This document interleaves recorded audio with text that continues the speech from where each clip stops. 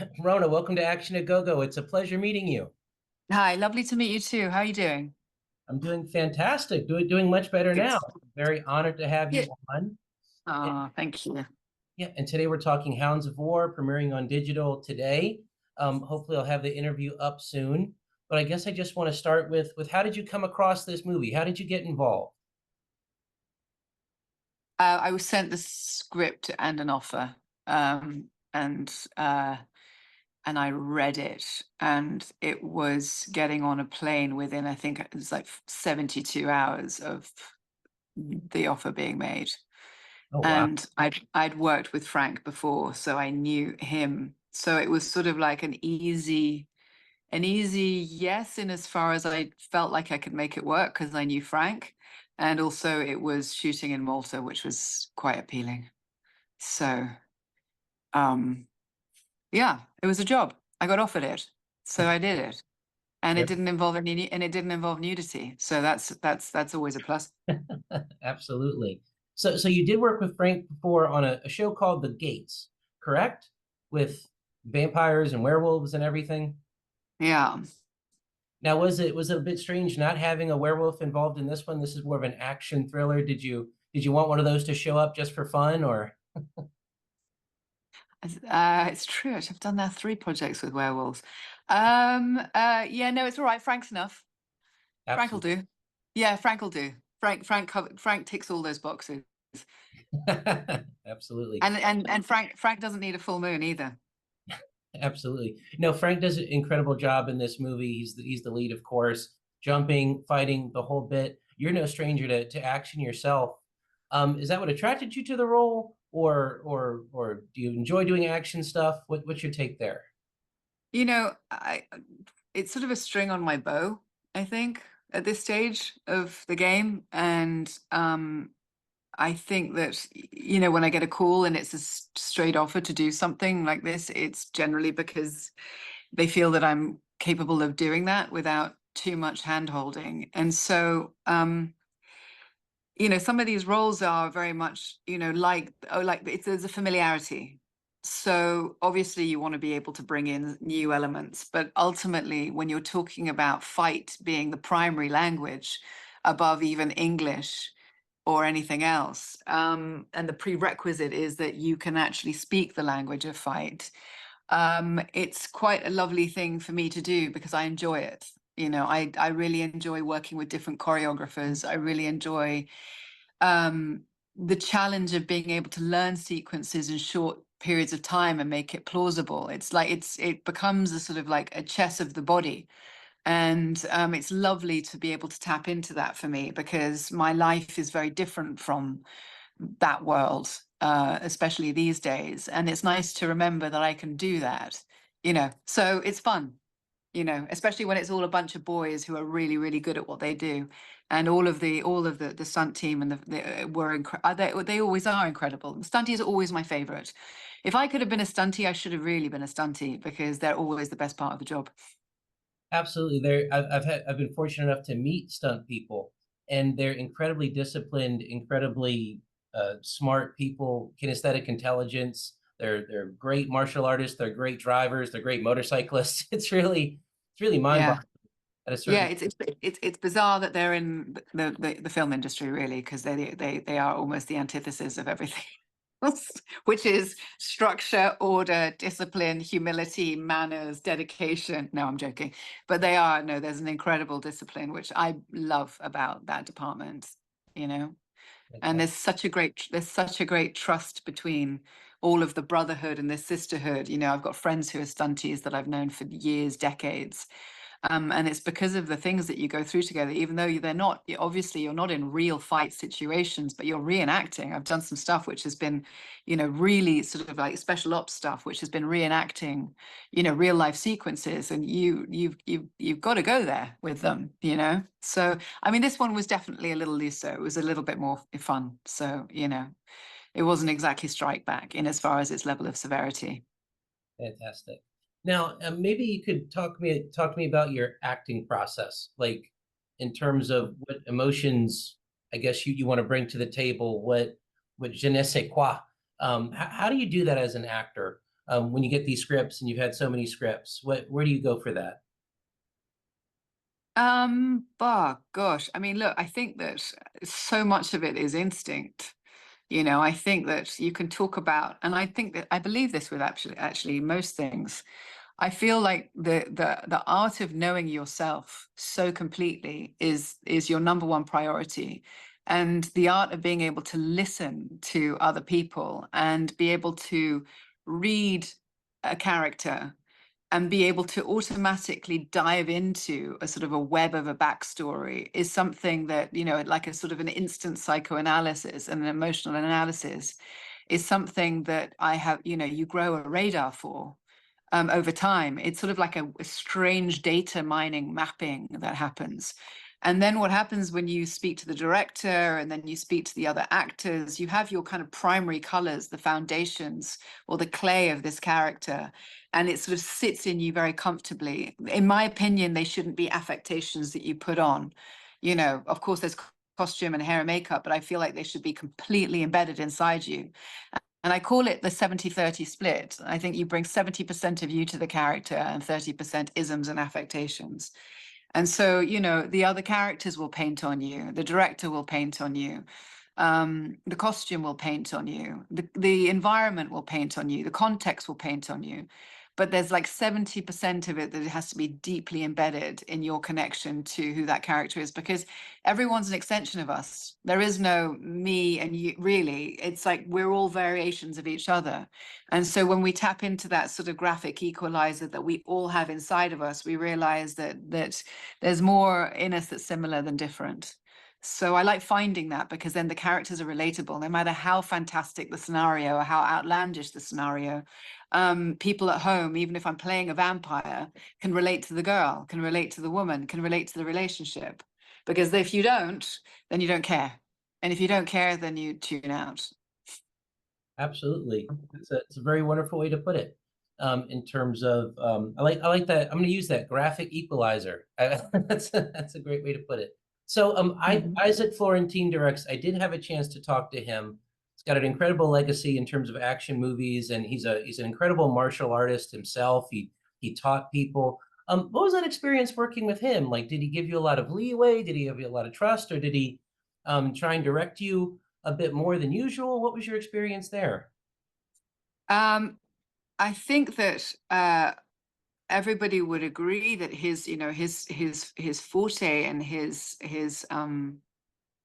language is the art of fight, is the dance in the fight and the fight in the dance. And he comes from such a specific style of fighting that I hadn't really engaged with before.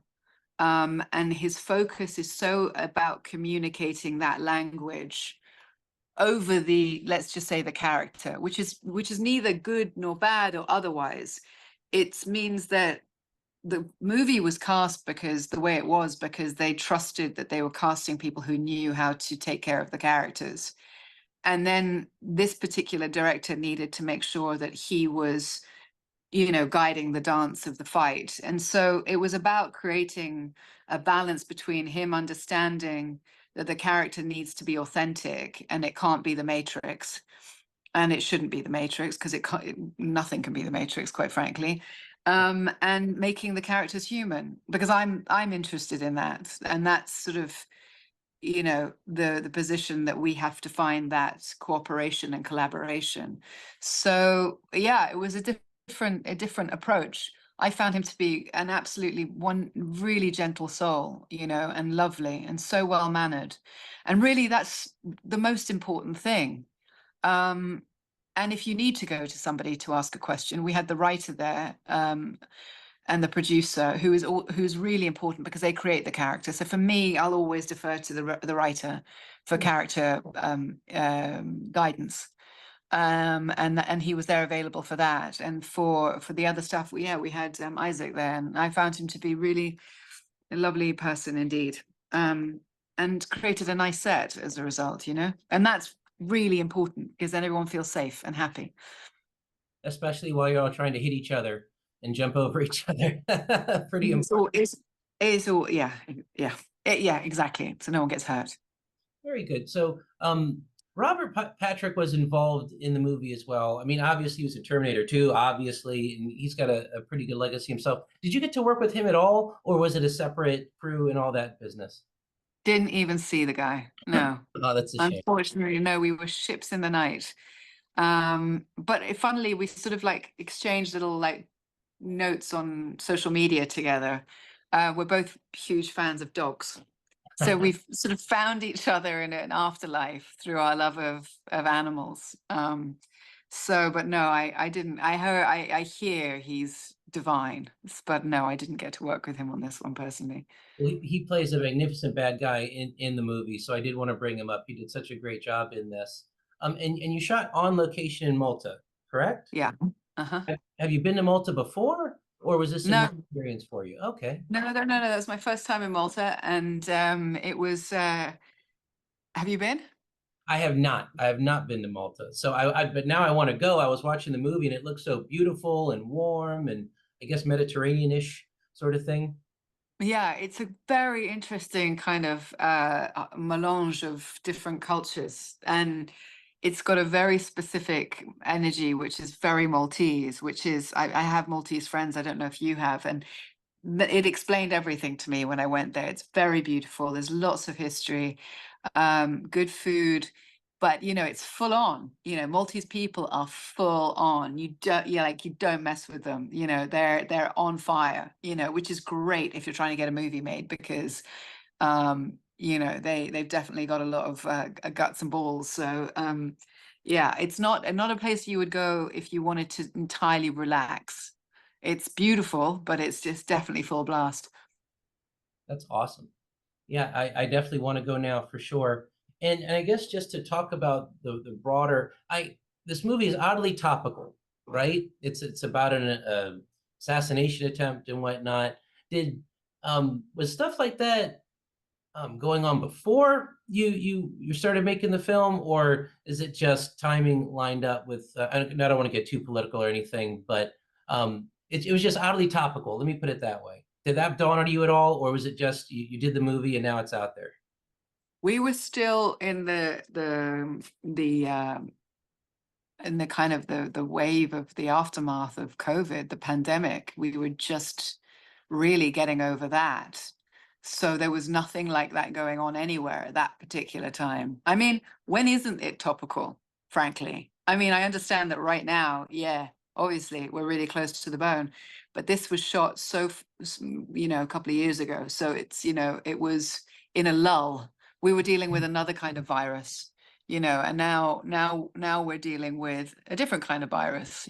They're all different kinds of viruses, but they're, topical or not. I mean, no, that had nothing to do with obviously what's happening now. It couldn't have. So we didn't have any kind of connection to that.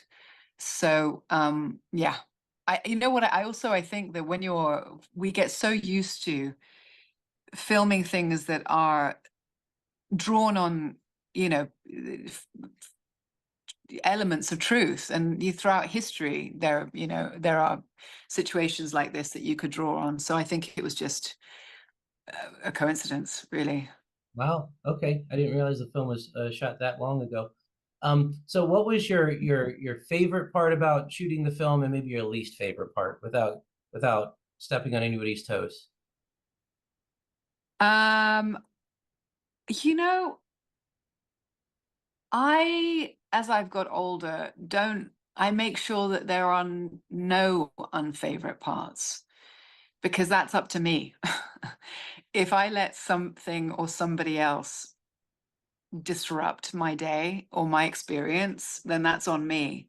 And any job you do, but especially the film industry, and the reason why you may or may not be aware that I stepped aside for a while was to reassess my relationship with the industry so I can make sure that I have the best experience possible and bring as much joy to the day as possible, because ultimately I have no control over the movie. It's not my business. My business is making sure that when I wake up, from the second I step into the car with my driver and get back to my hotel room at night, that I am spreading as much positivity and joy as possible.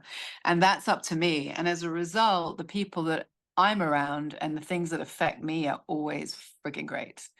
And so I didn't have any bad experiences because I don't give permission to them. It's a very wonderful philosophy to have. I think that's good advice for anybody at this point. It's more about how you experience things yourself than letting the world push you around or put you in a different place.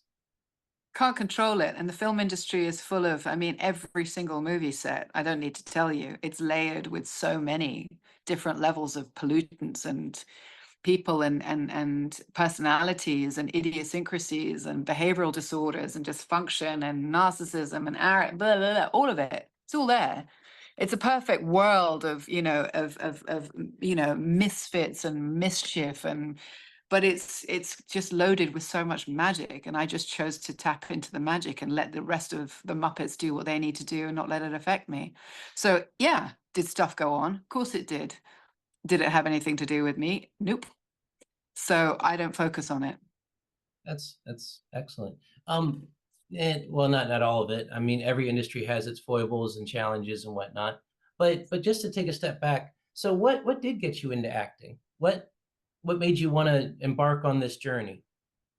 I met Judi Dench when I was about 6 years old, Wow. and her daughter was at my school, and she made such a huge impression on me, not because of being an actress, but because of her presence as a mother. And I kept her in my heart and in the back of my mind until I hit a period of my life where I was kind of out to sea. I was really out to sea. I had a really crazy childhood. And there was an acting school that was near my dad's house, and Judi Dench was the sort of the godmother of the acting school. And I think, that I in fact, I don't think, I just remember somebody saying they're holding auditions. And I got, you'll probably appreciate this. My brother was a big comic book, like graphic novels. He had given me V for Vendetta, and I took a monologue out of V for Vendetta that was written, and I used that as my audition piece. And I got into drama, got Wow. into Judy's drama school. And at that particular juncture of my life, I think it saved my life because I didn't have any discipline, I didn't have any structure, and it gave me something to show up to. And it was like, I mean, acting is therapy every day. It's, if you're on a set and you're getting to sort of dive into different characters, it really doesn't matter if it's like a C indie or an A Marvel or it actually really doesn't matter, how anyone else judges it. The ability to, or the opportunity to dive into characters and psychoanalyze behavior and context is therapy every single time we go to work, because you have to learn and know more about yourself in order to learn and understand the character. So I love that. I love that. It's like it's a kind of an extra on top of what we get to do. Excellent. Well, that's fantastic. Well, unfortunately, our time is short. And yes, you did have me pegged. I'm a huge comic book fan, so you're very good at reading people as well. This has been an absolute honor. Thank you so much. You did an amazing job in the film. Wish you nothing Thank but the you. best moving forward. Thank you so much. It's very kind of you. Appreciate it. Have a lovely day. You too. Bye bye. Cheers. Bye. This is Derek Scarzella. Thank you so much for watching this video.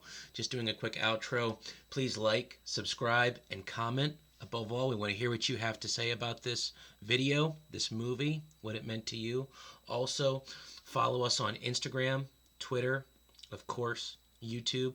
Check out our website, actionagogo.com.